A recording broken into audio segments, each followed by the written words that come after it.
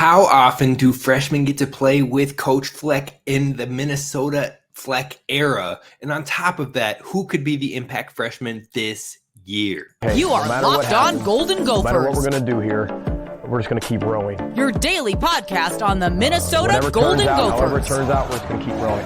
Part of the Locked On Podcast Network. Your team every day. We're just going to keep rowing, and keep rowing.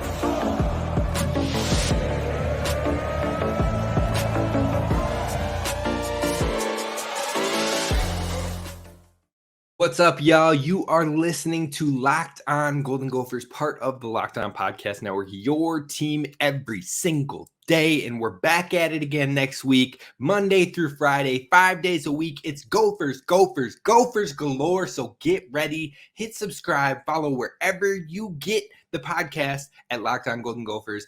And be sure to head on over to YouTube, hit subscribe, and join the community. Drop in the comments. Let me know what you're thinking. Who are some freshmen? That's today's topic. Freshmen. And it's going to be a good day for some Gophers football talk. But let me know in the comments which freshman you are most excited for in this upcoming year's class. Now, today we're going to talk about how many true freshmen have played in the Coach PJ Fleck era. Now, I'm not talking about a single snap. I'm not talking about a game or two. I'm talking about beyond the red shirt, getting past the 4 games and playing or making some sort of an impact in more than 4 games. How many freshmen have fit that bill with Coach Fleck? Then we're going to talk about some freshmen that could maybe do that this upcoming season, and then wrap this one up with some guys I really like long-term in the class of 2023. So sit back, relax. Let's talk freshmen. Now, we're going to kick it off, like I said, with Gophers freshmen during the PJ Fleck era. Now, in order to take a look at which freshmen could play an immediate impact in the future or this upcoming season, first we have to analyze how has Coach Fleck used freshmen in his time. How have they seen contributions in true freshman years overall, but also on average each year? So of course there are going to be different circumstances that have played into some of these, like players who might be injured or players have been asked to step up because of injuries. Some could maybe even be because talent wins out. Some could be because of departures, more departures from the senior class the following year. There's all sorts of different reasons why it can go that way. Maybe even in the future, NIL could play a bigger factor. That's yet to be determined.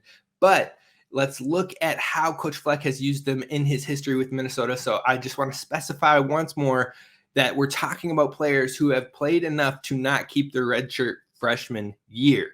Now, that means 4 more games. Now, year by year, 2017, the Gophers had 26 players in that class and only 2. That's right, 2 true freshmen saw playing time in more than 4 games. That was Kendarian Handy Hawley, a safety who ended up transferring the next year to Auburn. He played 6 games.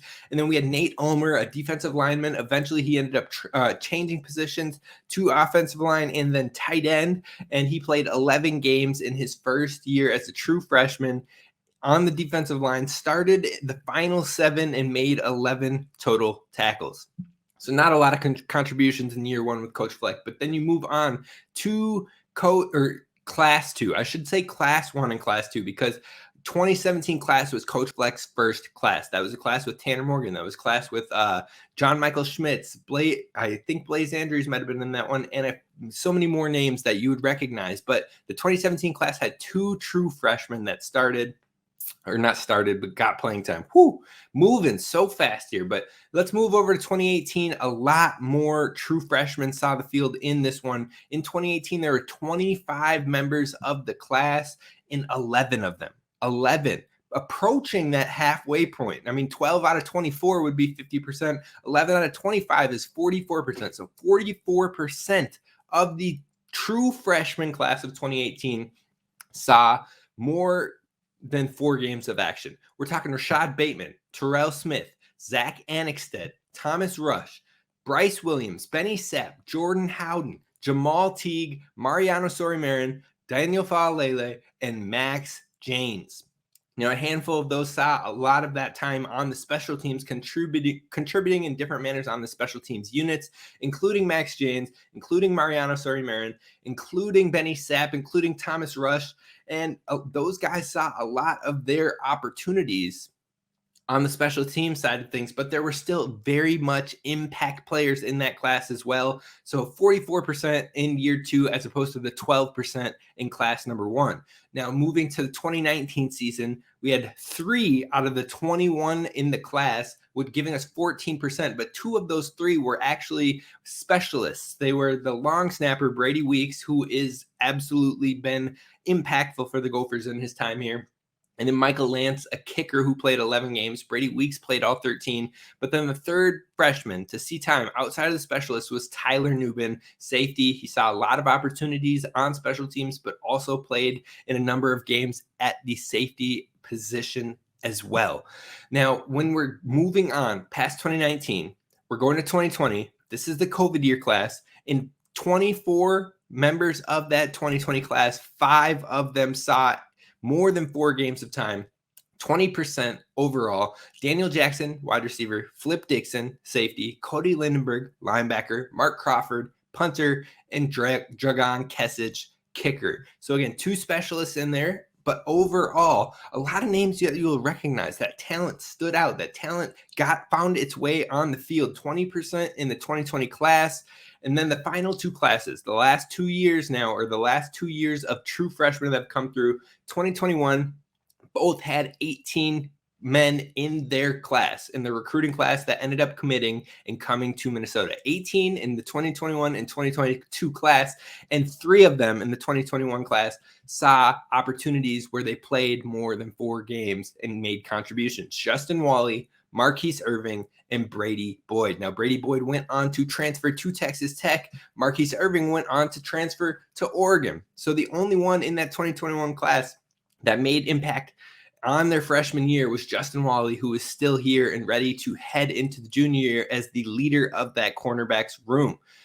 Now, Justin Wally played 13 games. Marquise Irving played 11 games. And then Brady Boyd played 8 games overall. So they all saw some contributions. Brady Boyd saw a lot of his time on special teams, but he did have 1 or 2 receptions on the season. Marquise Irving saw a lot of his time due to injury. And then finally, last year, the true freshman class of 2022, of the 18 members, we had 0.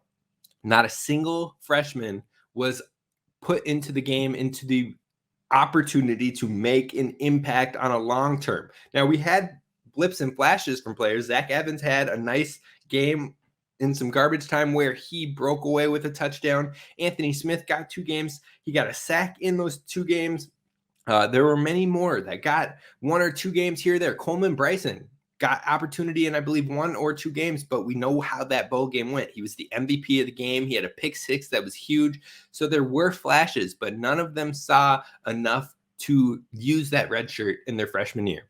Now, when you're looking at the most productive of all those freshmen, of all those classes, you're talking players like Justin Wally, who had started 13 games. He had 39 tackles, 3 interceptions, 2 pass breakups, 1 forced fumble, 1 fumble recovery.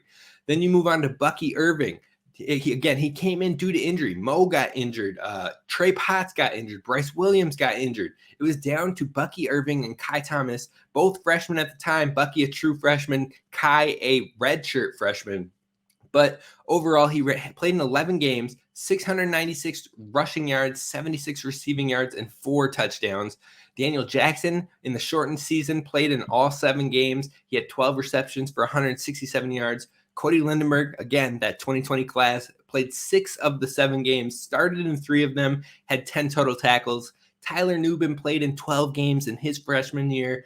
He had 6 tackles, 2 pass breakups, a lot of special teams, but he had 4 or 5 games where he was a player on that safety position as well. And then you come into the real impact in that 2018 class where we saw 11 players get time. Some of the impact players there include Bateman, include Fa'alele, include Bryce Williams, Jordan Howden, Terrell Smith. All of these guys made huge impacts as freshmen. Bateman had 51 receptions, 704 yards, which is a freshman record, and 6 touchdowns. Fa'alele played in 10 games, started 8 games at right tackle, only gave up 1 sack, and had a 97.3 efficiency on that O-line. Bryce Williams played in 13 games, almost had 500 yards, coming in at 499 with 4 touchdowns. And then Howden played in 13 games, started 5, 45 tackles, 3 pass breakups, and a pick.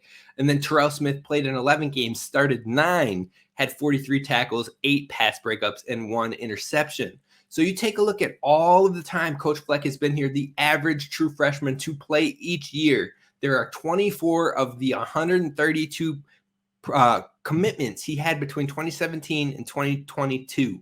Now, 24 of them made it where they played more than 4 games, whether it was special teams, whether it was contributing on their positional outlooks. But overall, that is an 18% average true freshman to play each year. So that means in the 21 players of this year's upcoming class of 2023, on average, that means about 3 or 4 of these true freshmen could see themselves not redshirt as true freshmen and be able to make an impact, whether that be special teams, whether that be on the field. So next, we're going to talk about who I think could be the players best suited for that opportunity in year 1. But before we do that, we have to talk about our friends over at eBay Motors, because for a championship team, it's all about making sure every player is the perfect fit, even if they're a freshman like we were just discussing. But it's the same when it comes to your vehicle. Every part needs to fit just right. So the next time you need parts or accessories, head to eBay Motors for your vehicle. Because with eBay Guaranteed Fit, you can be sure every part you need fits right the first time around. Add your ride, add the car you drive to My Garage, and look for the green check to know if the part will fit in your car or your money back. And you know me, I like to keep my money. I like to make sure that I can hold on to every penny I can. You can call me Scrooge McDuck if you want. Now, with over 122 million parts to choose from, that's like 10 times more than what we see in the transfer portal, but they got you covered and you'll be back in the game in no time. After all, it's easy to bring home the win when you got the right parts guaranteed. Get the right parts, the right fit, and the right prices at ebaymotors.com. Let's ride. eBay Guaranteed Fit, only available to U.S. customers. Eligible items only. Exclusions apply. Now, Gophers fans, I appreciate y'all. Thank you so much for tuning into Locked On Golden Gophers each and every day. We're talking about the freshmen that could make an impact this year in 2023. We're diving right in, so be sure to hit subscribe for future episodes. Next week, we start the Behind the Enemy Lines and Everydayers. Y'all already know about this from last year, or you know that you're going to get excited for it this year. We're going to break down each team and the key players and their typical offense, what their offensive coordinator likes to put together is their system, what their defensive coordinator focuses on the defense, and so much more. If you want to know about each Gophers opponent, next week starts that journey. But when it comes to Gophers freshmen who could make an impact this season, let's hop right in. We're going to list 4 or 5 guys whom I believe could potentially make an impact in year 1. Now, I'm also going to put them in order of most likely to least likely in my own opinion. Now, starting off with number 1, it is Greg Johnson, the offensive lineman. He saw occasional looks with some ones in the spring. It was rare, but it did happen. He saw a decent amount of looks with the 2s and 3s.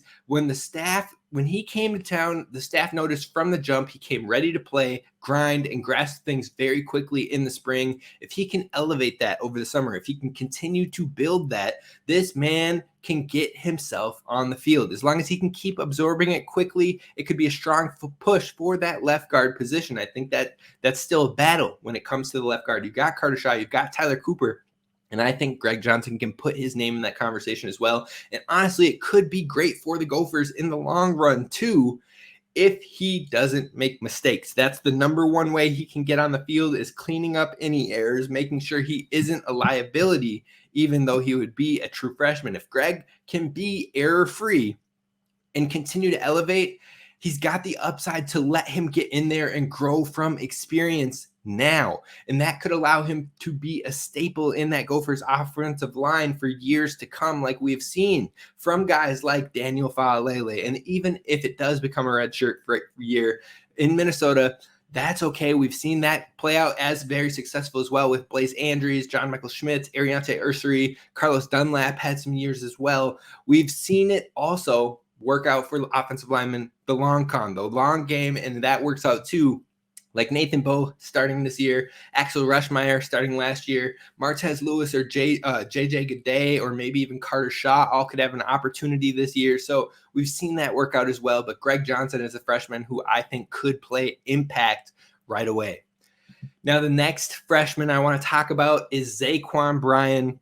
Look, 5 of the 9 impact freshmen that I listed in that earlier segment have been on the defense, and 4 of those 9 were defensive backs. Now, then you look at the Gophers in this spring, and the number 1 position of need after the spring was cornerback. So Zaquan Bryan fits that bill. On top of that, he's one of the most athletic players in the class. PJ Fleck also hinted at multiple occasions when talking about this class that Zaquan Bryan has the ability to come in and make an impact right away. He could play significant time. He could, whether it's contributing on the special teams, whether it's contributing as a cornerback, he's got the athleticism. He's got the build to jump in right away. He might be slightly behind his fellow freshmen that early enrolled, but he is the only one at the cornerback position in this class. On top of that, he's got the speed, he's got the size to hang with the players in this conference, and he was a huge hitter. He made absolutely impactful hits as a defender in high school. He has the ball skills on top of that. He was a decorated wide receiver in Georgia who has a knack for the ball, but also has the understanding of his opponents and what they like to do or how routes can break down. And it helps him be more instinctive, helps him be more, anticipate more, and be able to jump the ball and get interceptions. Now, the thing is, Trayvon Jones, Tyler Bride, both transferred in after the spring session as well, but they're learning the system too. They're in the same boat at the same time with Zaquan Bryan. So if we're talking about, they could be impacts from the jump, so can Bryan. So that's why I think overall, them coming from lower divisions, them still getting used to the system and learning it all as well, it's anybody's for the taking. He's definitely one of my guys in this class, and I'm excited of his future regardless of year one or not. Now, the third freshman I want to bring up is Darius Taylor. There's a case to be made. He's uber talented. He can receive. He can run. He was probably the most physical runner in the entire running back room, in my opinion. He's not afraid of the contact. He can be a north-south runner, and he goes full impact, drives his legs, one of the most heavily recruited players in this 2023 class. Now, 24/7 can't make up their mind if he's a 4-star or not, which he absolutely is. But Rivals has that correct. He is absolutely a 4-star player. If the Gophers running back room can spare it, then maybe he redshirts, maybe they save a year of his eligibility. But in this transfer era, you never know. You never know what could happen, and you want to get your talented players, your most talented players on the field. So, you know what? The running back position is a position that takes the most beatings, that takes the most impact, the most hits. So, you know what? They take the most punishment is what I'm trying to get at. So I wouldn't be surprised to see him play a role in the backfield either. But when it is Darius Taylor's time to shine, there will be no looking back. He is going to be a dog, and him and Zach Evans together in a running back room, I think they hold so much promise for the future. I'm excited by Darius Taylor. The fourth freshman I have to bring up is Kenrick Lanier. Now, this likely won't happen on the wide receiver side of things due to depth, but because of the depth, because of his talent and how he showed out in the early spring, he could see himself on the 2-deep. And so if you're going to carry a guy in the 2-deep and you're going to have him travel the games and stuff like that, you might find opportunities to get them in the special teams and contributing as well. But if injuries plague this wide receivers room, I think that Kenrick Lanier is going to be one of the players that are first called upon, and I think he'll answer that call. He's an early enrollee. He impressed the coaches in the wide receiver room. Crab spoke super highly of him at the media day just a couple weeks ago as the future of this wide receiver room, and that he's going to be super special, and I believe it. I saw flashes and glimpses this spring. I asked a couple questions to PJ Fleck and some of the pressers because he pops off the page. So Kenrick Lanier is a guy to definitely have your eye on, who could maybe find some opportunities depending on how the season plays out. And then an immense shot in the dark. The last player I'm going to bring up when it comes to impact freshman possibilities. This one's a far stretch, folks. So don't hold me, don't string me out on this one. But Matt Kingsbury, the linebacker, he has the size at 6'3", 225. He can put some weight on still. He can still add weight, but he has that ready-built size to play and contribute at the linebacker or on special teams as well, like we saw from Mariano Sirimian, like we saw from Thomas Rush. And the Gophers linebacker rotation seems like it is still very much in question. Now, we all know Cody Lindenberg's going to play a ton of minutes, a ton of snaps. We know Joey Gerlach is probably going to get a ton of opportunities this year, and they're going to play massive roles. I think Maverick Baranowski is going to get opportunities. Derek LeCaptain is going to get opportunities. Ryan Seelig and Devin Williams both are making a case to see snaps as well, but all of them are looking to make the fight for larger snaps. So Matt Kingsbury hasn't had that opportunity. If he comes in from jump, and he's ready to go, and he's firing on all cylinders. He's instinctive. He's picking it up quickly. Why can't he make a case for himself in true freshman year? And maybe to get more opportunities. Maybe it starts out as special teams, and then openings come available. But if Kingsbury comes out hot and starts early, then maybe he can make a case to get onto that impact freshman that can play beyond the 4 games. My gut says he'll likely redshirt, but there's still the opportunity there. Now, recruiting in freshman classes aren't all about playing right away. No matter where you go in the major P5 programs, many, many, many freshmen are redshirting. Wherever you go, you can go to Wisconsin, you can be here in Minnesota, you can go to Ohio State, Michigan, Bama, Georgia, Oklahoma, you name it. People are redshirting all the time in their freshman year. So who are the guys I'm excited about long-term in this class? We're going to wrap our show up today with those thoughts. All right, we're wrapping this one up with guys I really like in the 2023 class long-term, 2 to 3 years down the line. It might take some time, some development, but that is what college football is all about. So these are players who will likely redshirt in year 1, but could make an impact long-term. The first one I'm bringing up is Martin Owusu. He made huge strides from junior to senior year. In his strength, in his body development, in his aggression on the field, in his IQ, his reaction time, as he put more film out from his junior to senior years, the scholarships started to trickle in and stack up. Now, he could see that type of progression in college as well. He could redshirt. Maybe he's getting real good scout looks over his first and second years. And then you start to hit that redshirt for sophomore year. You start to hear year 3, and he starts to find opportunities. I truly believe he is a learner. He loves the game, and working with Coach Depot, he can find himself in the position to take a bigger role in a couple of years. Not only that, but he showed a lot, and I mean a lot of love and leadership in this class of 2023 and building the bonds with the guys who committed, but also recruiting guys and trying to keep guys home as well. Very vocal, great leader. Even off the field, he seems to be a staple culture guy in this Gophers row the boat mentality. So I look forward to seeing him in his development and career at home. The next player is another defender on the defensive line, Theoren Randall, a defensive lineman who I think could thrive long-term. He's got some real nice athleticism. He's got nice reach. He's got long arms and length to him. I could see him being a menace in the running game and also giving offensive linemen problems from the interior. That paired with the fact that the defensive line is probably the largest rotating group on the entire Gophers team, it gives a way for some promising upside for Randall to get on the field in the future years. Now, the third player I want to bring up is Sam Peters. Sam Peters, the tight end, because for Evan Spanford, this is his final year of eligibility, and somebody has to answer the bell moving forward. Now, that could be Jamison Gears. Callerup could have another year of eligibility, but I think Sam Peters could be the future of the tight end room. Now, there's guys in the 2024 class as well that could make huge contributions here, so there's a lot up in the air, but I spoke with Sam's 7-on-7 coach, or one of his 7-on-7 coaches, and asking just how good the young tight end could be at the next level, and he had some love and excitement for the future tight end. He said, health permitting, Sam has the skill and ability to be better than good. On top of that, his body, his frame will allow him to add the necessary weight at the Division I level, but his work ethic will make sure that he increases his strength. He's going to be in there lifting. He's going to be in there putting in the extra work behind the scenes, and his competitiveness will ensure that he is a part of the conversation and provided opportunities to show and prove himself. Now, he will likely need a year to adjust to the size and the speed of the Power 5, as well as the level of physicality in the Big Ten, but his God-given athleticism, IQ, and ball skills are the foundation. Now, that's high praise from a coach.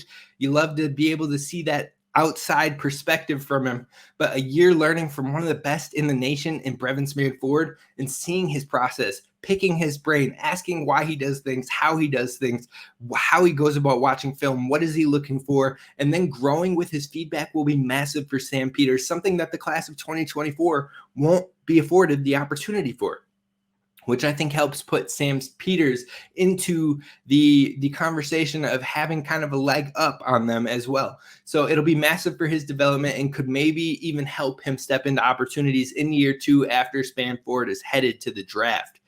Now, one final player I want to talk about that I really like long-term is preferred walk-on. That's right, PWO Xander Rockow. Absolute athlete, has the size and the speed already. He's 6'1", 230. He played running back as well as linebacker.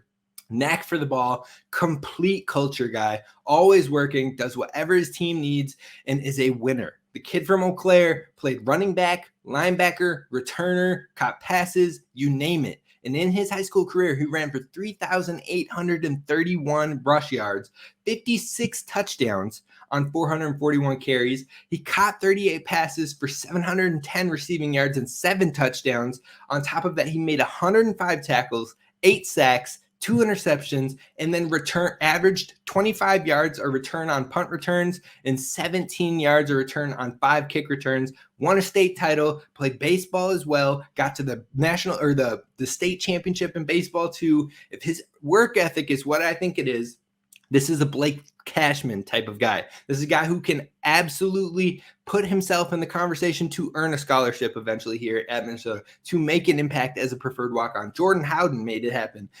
Blake Cashman made it happen. I think that Xander Rockow has all the intangibles and all the background to be that type of preferred walk-on.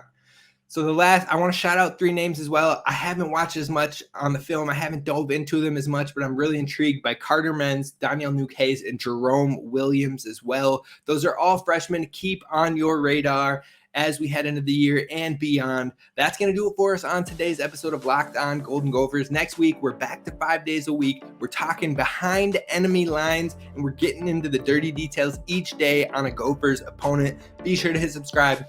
Be sure to follow along wherever you get podcasts. Leave a 5-star review. I appreciate you. This is Kane Rob signing off. Row the boat. Sky you ma, go Gophers. And don't forget to subscribe.